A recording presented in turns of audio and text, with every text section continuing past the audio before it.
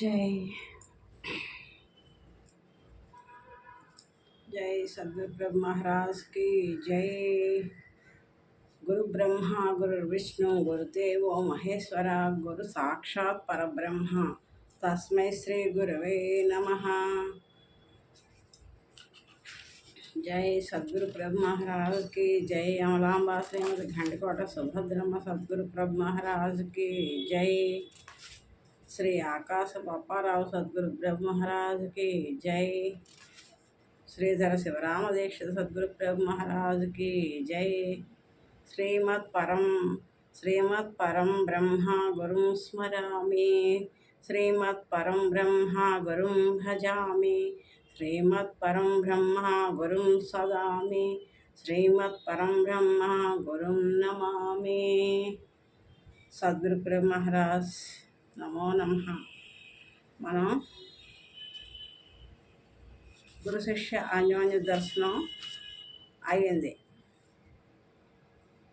సభావి అచల బోధ భాగవత కృష్ణదేశక ప్రభువులు రచించిన కందార్థ పద్యాలు, భావసహిత కందార్థ పద్యాల్లో మొట్టమొదటి చాప్టరు సభా విజ్ఞాపన, రెండవది గురు శిష్య అన్యోన్య దర్శనం.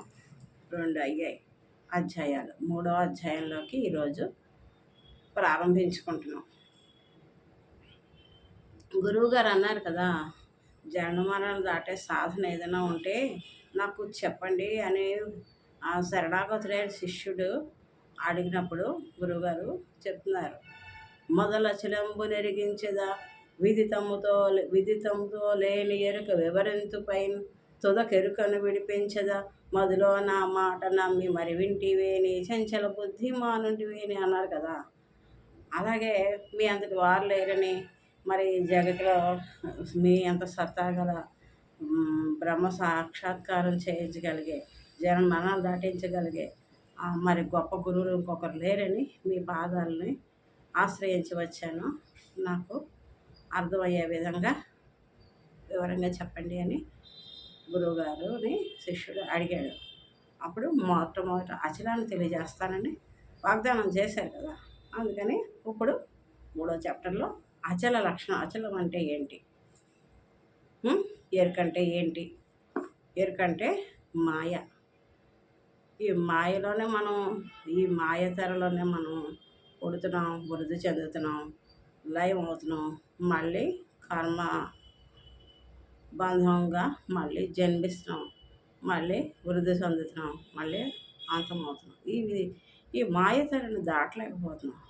హరిహర బ్రహ్మాది దేవాది దేవులు కూడా సాధ్యం కాదు ఈ మాయ తెరను దాటడం. ఒక్క మానవుడికే సాధ్యం. గురువు దాటించగలరు.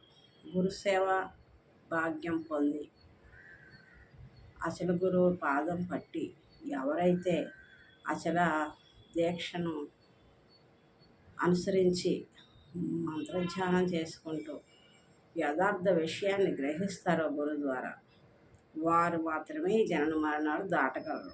ఇతర ఏ సాధనల వలన ఏ దేవి దేవతలకు కూడా సాధ్యం కాదు. ఆ శ్రీకృష్ణ పరమాత్మ శ్రీమన్నారాయణుడే మనకి దారి చూపించాడు. కర్తకి సృష్టిని దాటే విధానం కూడా వారే నిర్ణయించి మనకి చెప్పారు. అయితే నారాయణ స్వరూపంలో పోషకుడుగా బ్రహ్మ సృష్టి విధానం, మరి నారాయణుడు అందరికీ పోషకుడుగా, మరి శివుడు లయకారకుడుగా, ఇలా ఎవరి డ్యూటీల్లో వాళ్ళు ఉన్నారు. వారు తరించే విధానం కావాలి అని ఆ శ్రీ మహావిష్ణువే మరి గురుసేవ చేసుకుని, గురువు ద్వారా ఉపదేశం పొంది, మరి అచల తత్వాన్ని గురువు ద్వారా తెలుసుకుని ఆ సూచన తరించాలని ఆయనే మరి శ్రీకృష్ణుడిగా అవతరించి శ్రీకృష్ణ బలరాముడు, తన సోదరుడు బలరాముడు, కృష్ణుడు ఇద్దరు కలిసి మరి సాందీపుల వారి ఆశ్రమానికి వెళ్ళి వారి ఆశ్రమంలో ప్రవేశించి ఆ గురుసేవ చేసుకుని 12 సంవత్సరాలు గురువుని సేవించి ఆరాధించి గురువు దగ్గర జ్ఞానం తెలుసుకున్నారు అచల తత్వాన్ని. అటువంటి బోధ మనది. ఎన్నాళ్ళండి 12 ఏళ్ళు సేవ చేసి గురు సేవ, గురువు మనస్సును మెప్పించి గురువు సంతోషంగా బోధ చేసి ఉపదేశం చేస్తే అందుకున్న బోధ ఆ శ్రీకృష్ణ పరమాత్మకి. మరి అంతటి లోకాలనేడే శ్రీకృష్ణ పరమాత్మ స్వయంగా వచ్చి మరి యాజ్ఞవల్కుడు సాందీపుల వారి ఆశ్రమంలో అంత సేవ శుశ్రూష చేసి గురుసేవ వారికే కాదు వారి భార్యకు కూడా, సాందీపుల వారి భార్యకు కూడా, అమ్మగారికి ఏ రకమైన సేవ కావాలంటే ఆ సేవ. అడవికి వెళ్ళి కట్టెలు కొట్టి తీసుకురా అంటే అడవికి వెళ్ళి కట్టెలు తెచ్చేవారు.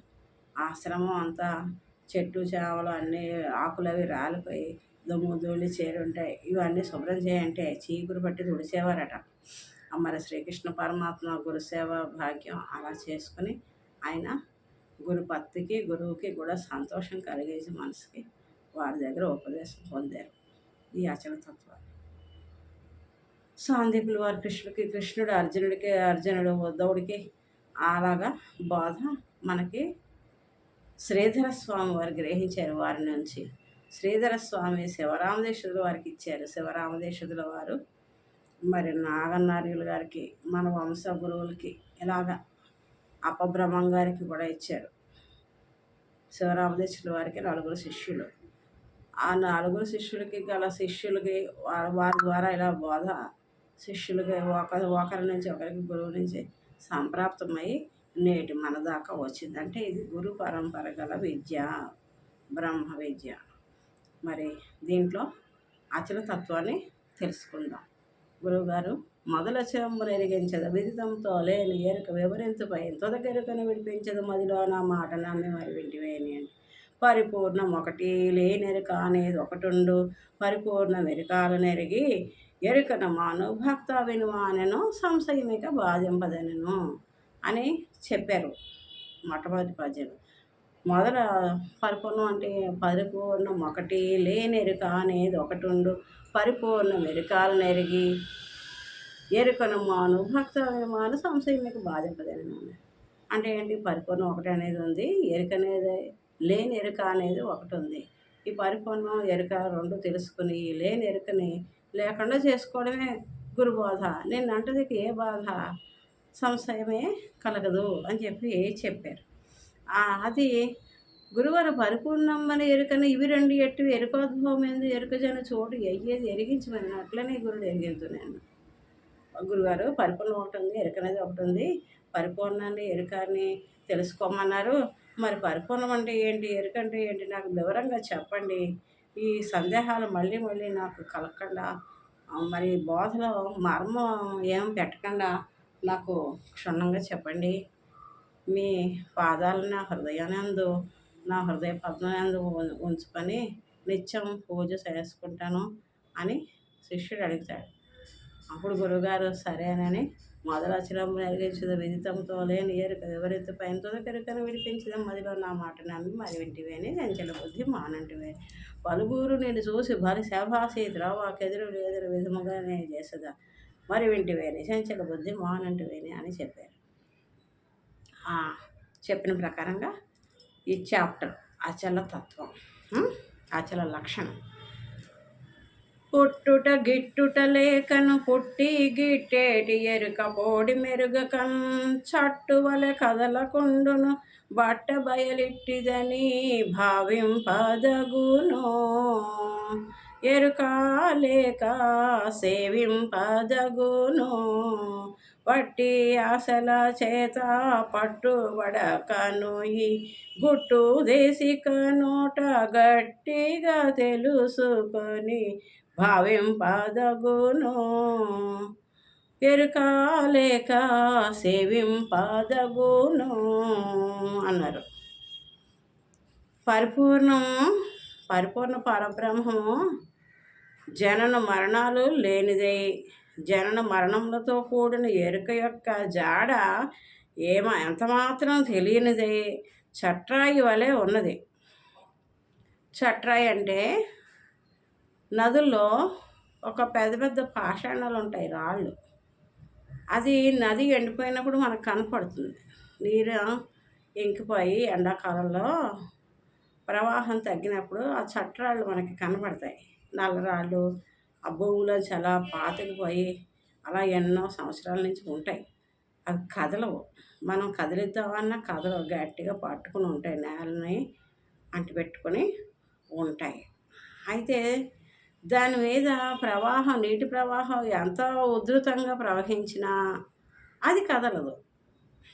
ఇప్పుడు మామూలుగా మనం నుంచున్నాం అనుకోండి, మన కాళ్ళ కింద నుంచి నీళ్ళు వెళ్తుంటే అదేదో మనకి కాళ్ళు తేలిపోయినట్టుగా, మన కాళ్ళ మీద ఇసుక అది కదిలిపోతున్నట్టుగా మనం తూలి చలించే అవకాశం ఉంటుంది. మీరు ఎప్పుడైనా నదిలో ప్రవాహాల్లో నుంచుని ఉంటే మన కాళ్ళ కింద నుంచి నీరు ప్రవహిస్తుంటే అలాగ మనం కదిలే అవకాశం ఉంటుంది. ఏ చిన్న వస్తువు వేసినా నీళ్ళల్లో చలించి వెళ్ళిపోతుంది. చట్రాలు మాత్రం కదలవు. ఎక్కడున్నా అక్కడే అలాగే ఉంటాయి. ఎంత ప్రవాహం వాటి మించి వెళ్ళని కదలదు. అలాగ కదలకుండానే ఎప్పుడు ఎల్లవేళలా నిలిచి ఉన్నది పరిపూర్ణం. కదిలేది మాయ. శ్వాస ఊపిరి తీసుకుంటున్నాం, విడుస్తాం, ఇది కదలకే, చలనం. ఈ సృష్టి అంతా అలాగే ఉంది, చలన సహితమైంది. అది మాయ. చలనం లేనిది అంతా నిండి ఉన్న పరిపూర్ణ పరబ్రహ్మం. అది చట్రాయిలాగా కదలకుండా ఉంటుంది.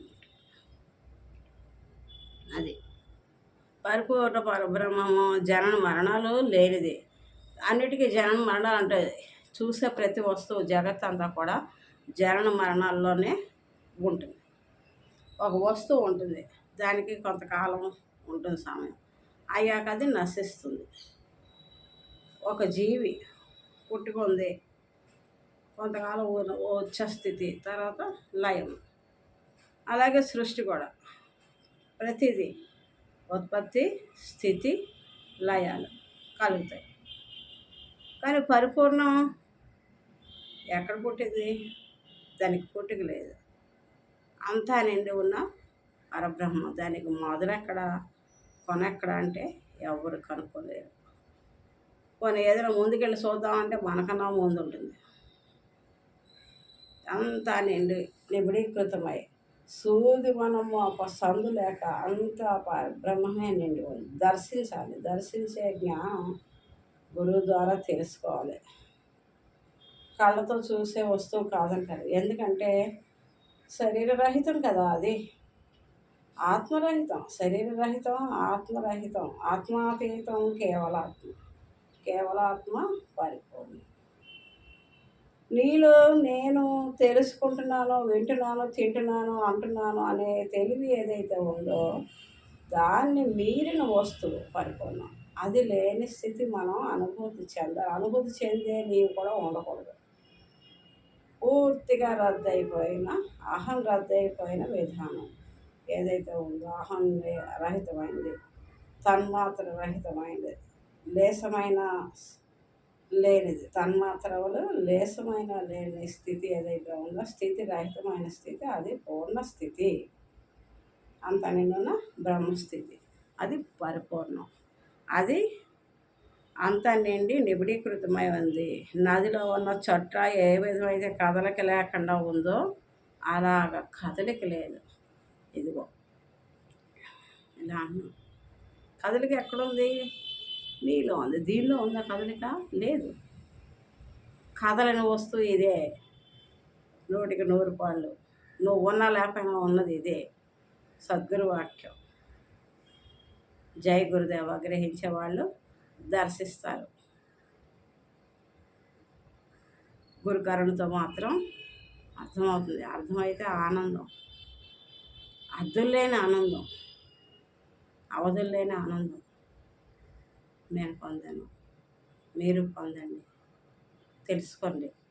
తెలుసుకున్న తెలివి ఏదైతే ఉందో దాన్ని విడిచి ఉండండి. తిరుగులేదు జీవితానికి. జన్మకి ఇంకా రాము. ఆ స్థితిలోకి వెళ్ళాలి.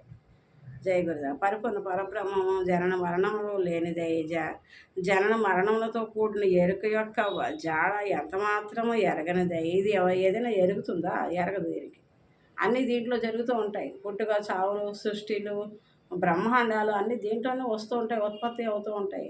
ఇది మాత్రం చలనం లేకుండా ఇలాగే ఉంటుంది. అంతా ఇదాగే నిండి నిబిడీకృతమై ఉంటుంది. చట్రాయి వలె ఉన్నది అని తెలుసుకొని అలా భావించాలి. ఎరుక లేకపోవడమే దీనిని సేవించడం అనబడను. ఈ భావించిన భావం కదలనిది వస్తువు పరిపూర్ణ ఈ రకంగా ఉంటుందని తెలుసుకుని భావంతో భావించుకున్న భావం అభావం అవ్వాలి. ఎరుక లేకపోవడమే దీనిని సేవించి ఈ పరిపూర్ణాన్ని ఎలా సేవించాలి అంటే ఎరుక లేకపోవడమే అహం రహితమై ఉండడమే పరిపూర్ణాన్ని సేవించడం. నిశ్చల స్థితి, అచల స్థితి, అదే పరిపూర్ణాన్ని సేవించడం. దీన్ని సేవించి అనబడును. ఈ రహస్యం వట్టి మాటల చేత శాస్త్ర మర్యాదల చేత పట్టుబడదు. మామూలుగా ఏదో ముచ్చట్లు కబుర్లు చెప్పుకోవడం వలన పుస్తకాలు చదవడం వల్ల పట్టుబడదట. ఇది సద్గురుమూర్తి ముఖస్థముగా మాత్రమే తెలుసుకొనవలను. సద్గురుమూర్తి అచల గురువులు ఎవరైతే ఉన్నారో వాళ్ళ ద్వారా మాత్రమే ముఖ సద్గురుమూర్తి ముఖస్థముగా మాత్రమే తెలియబడింది. మేము ముఖస్థులమే నేను చెప్తున్నాను, మీరు ఆలకిస్తున్నారు, శ్రద్ధగా చూస్తున్నారు, వింటున్నారు. ఇదే గురువాక్యం. అంతా నిన్ను బ్రహ్మస్వరూపం. ఇదే నాయన. నీ నా మధ్యన ఉన్నది పరిపూర్ణమే, ఆకాశం కాదు. ఈ రెండింటి మధ్య ఉన్నది పరిపూర్ణం. ఇది అంతా ఇగో పరిపూర్ణం అని అంటారు. ఇలా చూపిస్తున్నారు కొంతమంది. ఈ మధ్యలోనే ఉందా? ఇది తీసేస్తే అంతా అదే ఉంది. అది మన చుట్టూ, మన కింద, మీద, మన మన మన ముందర, కుడి, ఎడమ, వెనుక, పైన, కింద అంతా నిండి ఉన్నది ఇదే పరిపూర్ణం. తిరుగులేదు. మీరు ఇంకా ఏ ఆలోచనలు పెట్టుకోకుండా మీ లోపల ఉన్నది, ఈ బయట ఉన్నది ఒక్కటే. ఈ తిరిగే తెలివి ఏదైతే ఉందో అది లేని స్థితి పొందడమే పూర్ణస్థితి. జయ సద్గురు. జనన మరణం లేనిది, వికారములు చెందనిది, ద్వంద్వరహితమైనది పరిపూర్ణ పరబ్రహ్మం. దీనికి వ్యతిరేక్తమైనది ఎరుక. ఎరుక అనగా ఎరిగేది. ఎరుకబడినది జ్ఞానము, తెలివి, జ్ఞేయము ఇదంతయు ఎరికే. ఇదే ఆత్మ లేక పరమాత్మ అనుచున్నారు. ఎరికే జ్ఞానమే కదా పరమాత్మ. ఆత్మ అన్న, జ్ఞానం అన్న, పరమాత్మ అన్న ఎరుకనే అంటారు. జన్మాద్యవ్యయత అను బ్రహ్మసూత్రంలో చెప్పిన ఈ సమస్త బ్రహ్మాండములు దేని యందు పుట్టుచున్నవో, దేని వలన పోషింపబడుచున్నవో, తిరిగి దేని యందు లయపడుచున్నవో అదే బ్రహ్మము. బ్రహ్మాండాలు అన్నిటికీ పుట్టుక ఏదైతే ఉందో, ఎందులో పుడుతున్నాయి, ఎందులో వృద్ధి చెందుతున్నాయి, ఎందులో లయమవుతున్నాయి, అదే బ్రహ్మం అన్నమాట. బ్రహ్మం అంటే చాలా పెద్దది, గొప్పదైనది. దానికి సాటి అదే. ఇంకోటి ఏది దానికి సాటి లేనిది. అది బ్రహ్మం. అది దాన్ని తెలుసుకునే ఎరిగేది, ఎరుకబడేది జ్ఞానము, తెలివి, జ్ఞానం ఇదంతా ఎరికే. ఇదే ఆత్మ లేక పరమాత్మ అంశం. జన్మాద్యవ్యయత అను బ్రహ్మసూత్రంలో చెప్పబడి సమస్త బ్రహ్మాండం దేని యందు పుట్టుచున్నదో, దేని యందు పోషింపబడుచున్నదో, తిరిగి దేని యందు లయమగుచున్నదో అదే బ్రహ్మము. దీనినే ఎరుక అనే శ్రీ దీక్షిత సాంప్రదాయంలో పేర్కొన్నారు. అందరూ దీన్ని బ్రహ్మము అని, గొప్పదని అంటారు. ఈ తెలివి, ఈ మనలో ఉన్న ఎరిగే జ్ఞానం, ప్రజ్ఞానం బ్రహ్మం. అహం బ్రహ్మాస్మి బ్రహ్మం అంటారు. అహమే బ్రహ్మం అని అంటారు. కానీ మన శివరామదీక్ష సంప్రదాయంలో అది ఏమంటారు? సాంప్రదాయంలో పేర్కొనబడినది. తిరిగి దేని యందు లయమోసలో అదే బ్రహ్మం. దానిని ఎరుక అని అంటారు శివరామదీక్ష సంప్రదాయంలో. అందరూ బ్రహ్మం అని గొప్పగా కొలిచేది శివరామదీక్ష సంప్రదాయంలో ఎరుక అంటారు. ఆ ఎరుకను విడిచి ఉండాలి. ఇట్టి ఆత్మకు అతీతమైనది కేవలాత్మ, పరిపూర్ణం. ఆత్మాతీతం కేవలాత్మ అన్నారు కదా. ఇటుది ఆత్మకు అతీతమైనది పరిపూర్ణం, కేవలాత్మ. పరిపూర్ణం కేవలాత్మ పరిపూర్ణం. అది అంతా నిండి ఉన్నది. ఈ పరిపూర్ణము ఆత్మ జగత్తుల జాడ ఏమాత్రమో ఎరగదు. పరిపూర్ణానికి ఆత్మ అంటే జగత్తన్న ఆత్మన్న అందులో ఏమాత్రం ఎరగదు. అది పరిపూర్ణం ఎరగదు. మనం పరిపూర్ణాన్ని ఎరిగి గుర్తెరిగి ఈ గుర్తు రహితమయ్యే విధానంలో ఉండాలి. పరిపూర్ణం ఈ రకంగా ఉంటుందని మనం తెలుసుకున్న తెలివిని విడిచి ఉండాలి. అది మనకి కావాలి. ఎందుకంటే మనం జనన మరణాల చక్రంలో మళ్ళీ ఇరుక్కోకుండా ఉండాలంటే మనం పరిపూర్ణ స్థితి కలిగి ఉండాలి. పరిపూర్ణానికి ఏదో అవసరం లేదు. నువ్వు పుట్టావా, నువ్వు చచ్చావా, నువ్వు పెరిగావా, నువ్వు పూజించావా, నువ్వు దుష్టుడు అయ్యావా, నువ్వు దుర్మార్గం ఏది అంటదు. పరిపూర్ణం దేంట్లోనూ రమించదు. ఎందుకంటే దానికి తన్మాత్రలు లేవు, శరీరం లేదు, అశరీరం అంతా నేను ఉన్న బ్రహ్మస్వరూపం. కాబట్టి పరిపూర్ణ ఎరుక ఉందని కానీ ఎరుక వ్యవహారాలు కానీ ఏమాత్రం ఎరగనిది. ఎరిగేది ఎరుక, ఎరగనిది పరిపూర్ణం. ఎరగనిదంటే అజ్ఞానం అని కాదండి. జ్ఞానాజ్ఞానాలు రెండు విడిచి ఉన్నది. విడవడానికి అది తగులించుకుంటే కదా, మనం తగులించుకున్నాం. అది ఎప్పుడు స్వతసిద్ధం, ఎప్పుడు ఒకలాగా ఉంటుంది. ఎంత మాత్రం ఎరగను. ఎత్ర నాణ్యత్ పశ్యంతి, ఎత్ర నాణ్య శృణోతి, ఎత్ర నాణ్యత్ విజానాతి స భూమా అని శృతి చెప్పుచున్నది. ఎత్ర నాణ్యత్ పశ్యంతి, ఎత్ర నాణ్యత్ శృణోతి, ఎత్ర నాణ్యత్ విజానాతి స భూమా అని శృతులు చెప్పుచున్నాయి. ఎక్కడ చూచుట, వినుట, తెలుసుకొనుట అనునవి లేవో అది భూమా అనగా పరిపూర్ణము అని అర్థం. ఇట్టి పరిపూర్ణమును శాస్త్రజ్ఞానము చే ఎంతమాత్రం తెలుసుకొనలేరు. కనుక దేశిక నోట గట్టిగా తెలుసుకొనుము. గురువు కరుణచే గురుముఖముగా మాత్రమే తెలియబడగలదు, అన్య విధముగా తెలియబడదు. ఇది సైంటిఫిక్గా తెలుసుకునే ప్రయోగాలు చేసి తెలుసుకునేది కాదు, శాస్త్రాల ద్వారా తెలుసుకునేది కాదు. అన్నీ ఎరికే కదా చేసినవన్నీ. కానీ ఈ అనుభూతి చెందిన ఈ స్థితిలో ఉన్న అచల గురువులు మా వద్ద వారి ద్వారా మాత్రమే తెలియబడేది పరిపూర్ణం. బ్రహ్మం ఉపాస వస్తువు కాదు. బ్రహ్మం ఉపాస వస్తువు కాదు. ఎందుకంటే అది ఉపాసన చేయడం దానికి ఒక రూపం లేదు, అరూపం. బ్రహ్మం ఉపాస వస్తువు కాదు, అది అద్వైత సిద్ధాంతంలోనే ఉన్నది. ఇక పరిపూర్ణమును ఎట్లు ఉపాసించుట కానీ సేవించుట కానీ చేయగలరు? ఉపాస వస్తువు, బ్రహ్మం ఉపాస వస్తువు కాదని అద్వైతంలోనే చెప్పారు. పరబ్రహ్మ స్వరూపానికి నామరూప గుణ కర్మక్రియలు లేనిది, గుణరహితమైనది, నిర్గుణము, నిరంజనము, నిర్వికల్పము అని అద్వైత మతస్థులే చెప్పారు. అద్వైతంలోనే లేదు, రూపం లేదు. ఎలా సేవిస్తాము?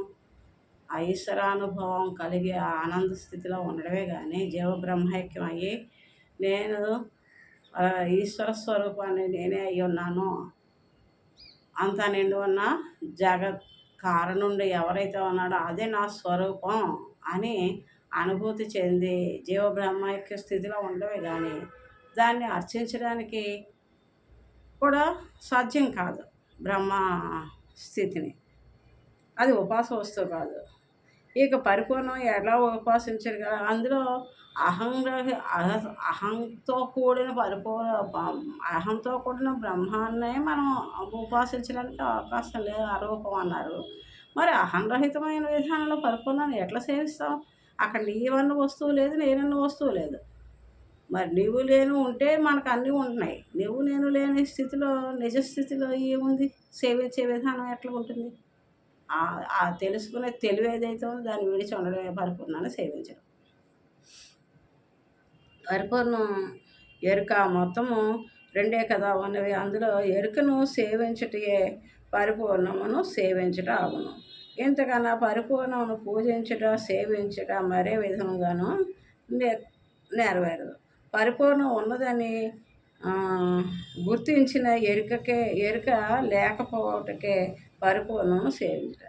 దీనికి పద్యంలో ఎరుక లేక సేవింపదగును అన్నారు. మరియు పరిపూర్ణము చట్టు వల్ల కదలకుండా అన్నారు. నీటిలో మునిగి ఉన్న చట్రాయి కాదలిక ఎంత మాత్రం లేకుండాను. అట్టి చట్రాయికి పైనున్న నీరు వేసవిలో ఇంకిపోగానే చట్రాయి కనపడును. అట్లే ఎరుక భ్రమయందున్న వానికి పరిపూర్ణం తెలియబడదు. కానీ ఎరుక కానీ గురు కరుణ చేత ఎరుక బ్రహ్మ నశించగానే పరిపూర్ణం ప్రత్యక్షము. కదలిక అంతటా నిండి ఉన్నది. అది నీటిలో చట్రాయి ఉంటుంది, నీటి ప్రవాహంలో అది కనపడదు.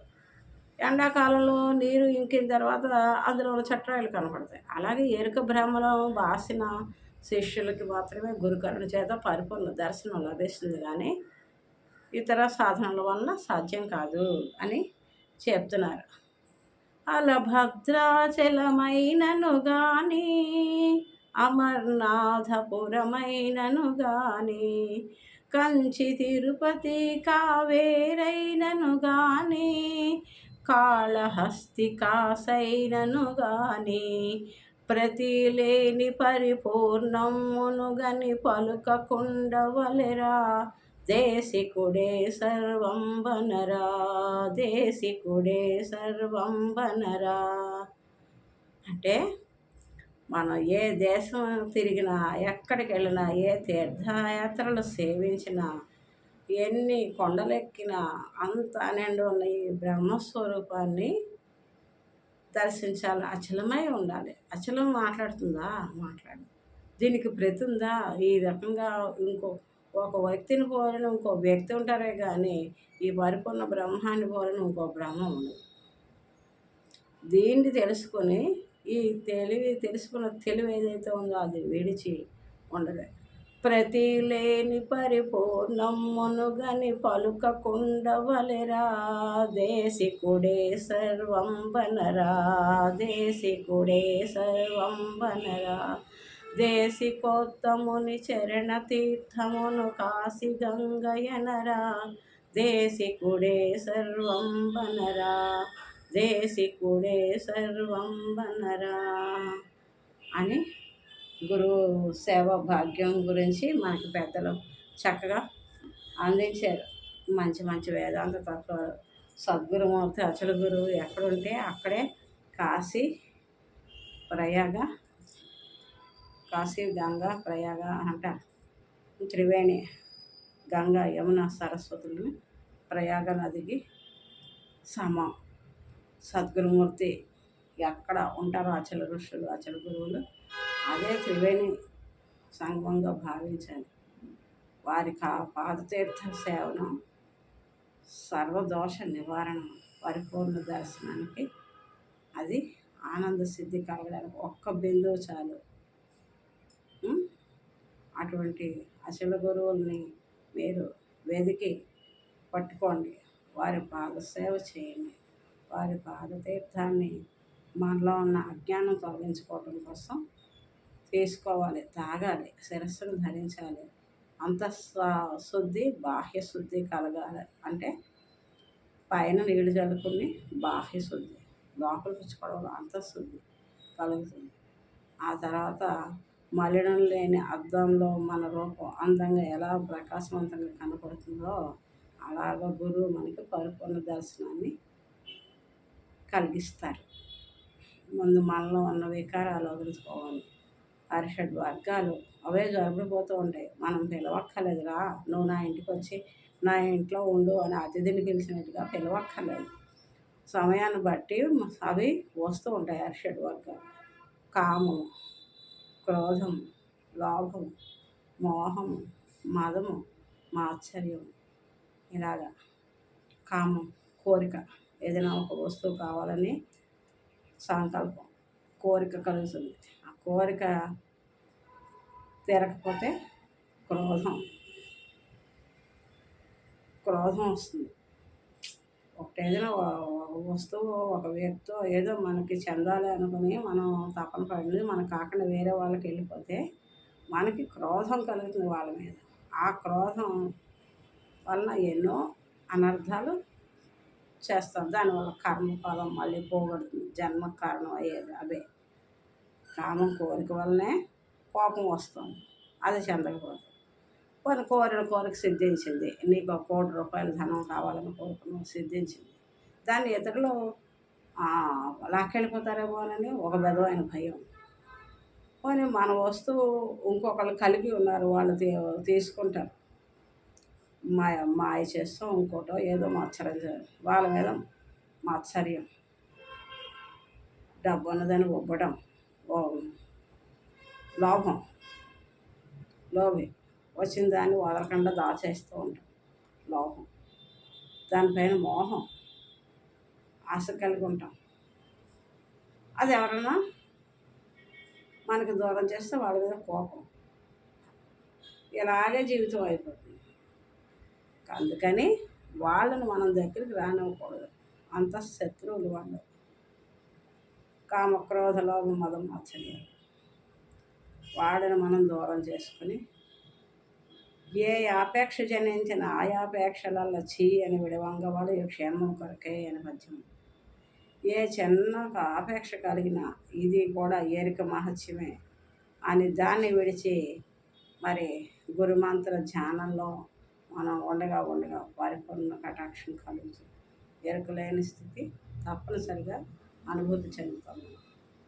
అందరూ ఆ సిద్ధి కలగాలని, అందరూ ఆ ప్రయత్నంలో ఉండాలని, మరి సద్గురుమూర్తి ఆశీర్వాదం మనకి కలగాలని కోరుకుంటున్నాం. జై అమలాంబ శ్రీమతి ఘంటకోట సుభద్రమ్మ సద్గురు పరబ్రహ్మణే నమః.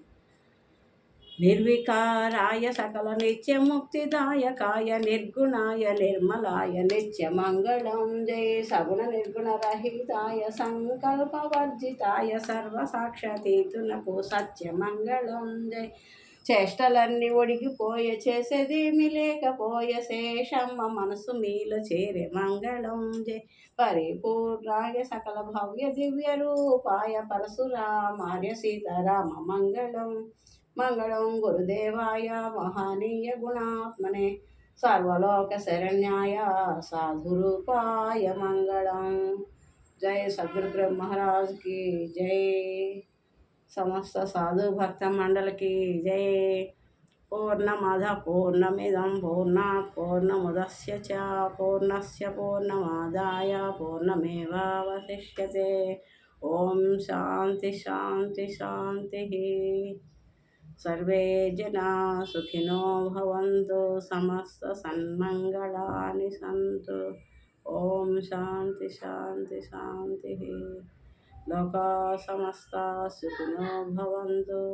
సర్వం సద్గురు చరణారవిందార్పణమస్తు. జై సద్గురు.